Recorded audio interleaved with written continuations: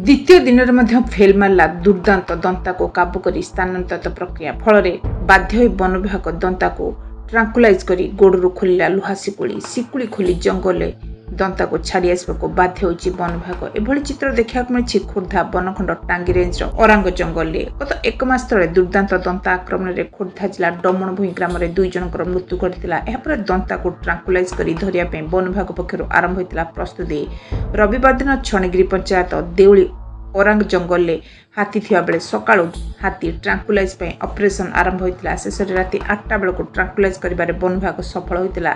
पर हाथीर गोड़ लुहा शिकुड़ी बंधा जाए आखिरे पट्टी बंधा फल ट्रेन साहाय्य हाईवे सिमिलपाल जंगल को नेवाई आरंभ होता प्रस्तुति। किंतु दंता को नेबाई आसथिबा हाईवे माटी पशिबारु फसर फाटी तेणु लोकों रोषर बर्तवा कले बले कौशल दंता को स्थानांतरित करने उद्यम करथिला टांगी वन विभाग। सोमवार संध्यारे दंता को ट्रांकुलाइज दंता को स्थानांतर करने होता उद्यम ए विफल होवर वन विभाग दंता गोड़ लुहा शिकुड़ी को काटी कटर साहाय्य दंता को जंगल छाड़ी आसला। लगातार गोटे दंता को 2 दिन में 2 थर ट्रांकुलाइज करने दंता जीवन प्रति विपद देखा निराकारपुर बालकेश्वर मोबाइल टीवी।